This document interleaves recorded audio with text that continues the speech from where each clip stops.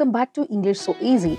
ನಮಸ್ಕಾರ ಸ್ನೇಹಿತರೆ, English so easy ಚಾನಲ್ಗೆ ನಿಮ್ಮೆಲ್ಲರಿಗೂ ಸ್ವಾಗತ. We just finished learning the rules of articles a, an and the.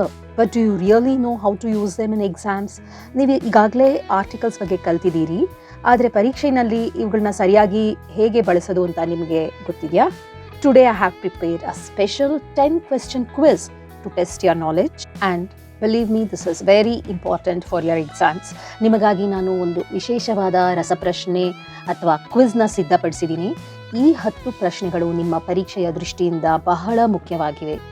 Watch closely, listen to the Kannada explanations, and let's see how many of you can get it right. Write your score in the comments below.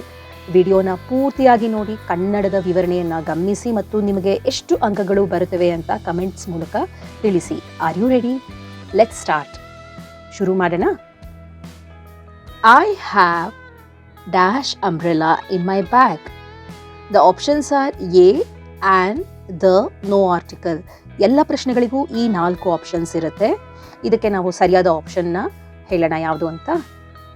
S, tell me which is the correct answer. The answer is and. I have an umbrella. ಯಾಕೆ ಅಂತಂದರೆ umbrella starts with a vowel sound. ಅಂದರೆ ಅ ಸೌಂಡಿಂದ ಶುರುವಾಗೋದ್ರಿಂದ and ಬಳಸಬೇಕು. ಇದು ನಿಮಗೆ ಸರಿಯಾಗಿ ಬಂದಿದೆಯಾ? Okay, let's go to the next question. Mount Everest is dash highest peak in the world. The correct answer is C.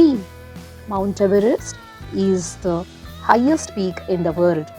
We use the before superlative adjectives, as I've told you, like the highest. Highest here is the superlative adjective. Highest ಎಂಬುದು superlative degree ನಲ್ಲಿದೆ, ಅದರಿಂದ ಅದರ ಹಿಂದೆ the ಬಳಸಬೇಕು. Okay, next ನೀವು ನನ್ನ video ನೋಡಿದರೆ ನಿಮಗೆ ಇದು ಅರ್ಥ ಆಗುತ್ತೆ. Next third one. My brother is dash university student. The correct answer here is a. Why? Because university starts with the consonant sound U. ಅಂದರೆ ಯು ಅನ್ನೋ ಸೌಂಡ್ ಬರುತ್ತೆ. ಇದು ವ್ಯಂಜನದ ಧ್ವನಿಯಿಂದ ಆರಂಭವಾಗೋದ್ರಿಂದ ನಾವು ಎ ಬಳಸಬೇಕು ಇಲ್ಲಿ. Wait for me for dash hour. ಇಲ್ಲಿ wait for me for an hour. ಇಲ್ಲಿ ಎಚ್ ಕಾನ್ಸನೆಂಟ್ ಆಗಿದ್ರೇನು ಇಲ್ಲಿ ಏನಾಗುತ್ತೆ, ಎಚ್ ಸೈಲೆಂಟ್ ಆಗಿರುತ್ತೆ, ಅದರಿಂದ it sounds like hour.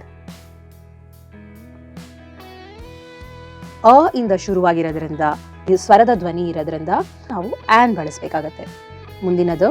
I saw dash one eyed man in the park. The answer is A.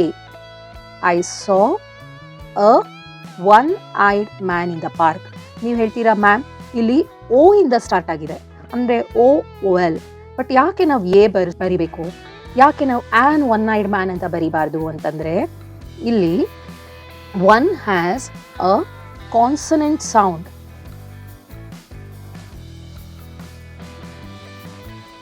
ಯಾವುದು ಇದು sound ಅಂತಂದರೆ ವ ಸೌಂಡ್ ಬರುತ್ತೆ.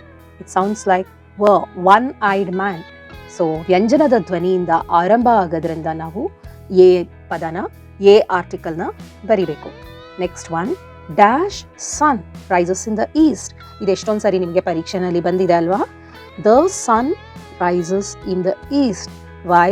Because we use the for, as I've already explained in the previous video, unique objects like the sun. ಸೂರ್ಯನಂತೆ ಜಗತ್ತಿನಲ್ಲಿ ಒಂದೇ ಒಂದು ವಸ್ತು ಇರೋದ್ರಿಂದ ಅದರ ಹಿಂದೆ ನಾವು ದ ಬಳಸಬೇಕು. Next one. Honesty is dash best policy. The correct answer is option C. Honesty is the best policy. ಯಾಕೆ ಅಂತಂದರೆ ಇವಾಗಲೇ ನಾನು ನಿಮಗೆ ತಿಳಿಸಿದ್ದೀನಿ, ನೀವೇ ಹೇಳಿ ನೋಡೋಣ ಯಾಕೆ ಅಂತಂದರೆ best is a superlative adjective.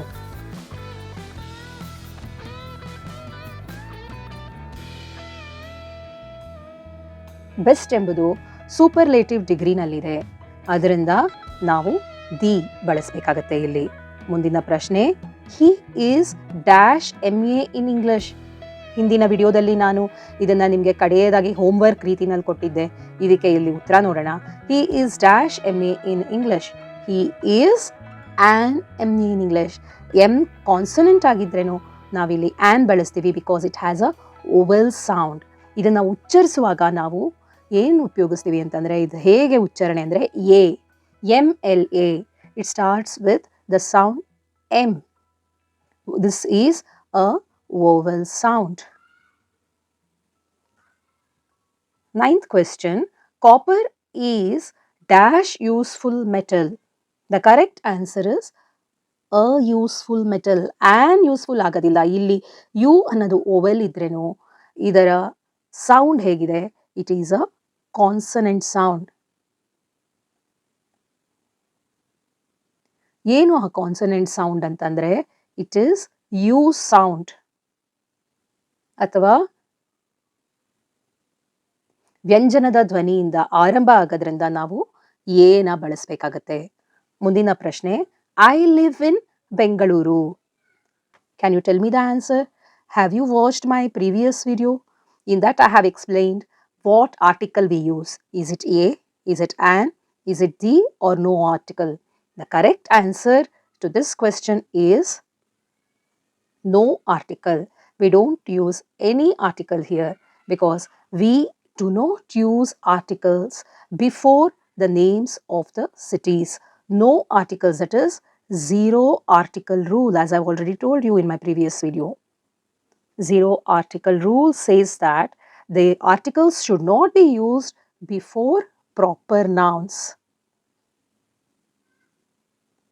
ನಗರಗಳ ಹೆಸರಿನ ಮುಂದೆ ಅಂದರೆ ಇಲ್ಲಿ ಬೆಂಗಳೂರು ಯಾವುದೇ ಆರ್ಟಿಕಲ್ ಬಳಸಬಾರದು. ಝೀರೋ ಆರ್ಟಿಕಲ್ ರೂಲ್ ಏನಂತ ಹೇಳುತ್ತೆ ಅಂದರೆ, no articles should be used before proper nouns. So with this we come to the end of this quiz. Do let me know what your score is. Let me know how many of you have got 10 on 10. Even if you've got 9 or 8, it's okay. There is always a room for improvement. Even if your score is 5, no problem. We will keep working hard until we score centum. So centum is our aim. Okay. If you have found this video helpful, please give it a like, share it with your friends, and do subscribe and encourage your friends to subscribe. Thank you, and see you in my next video.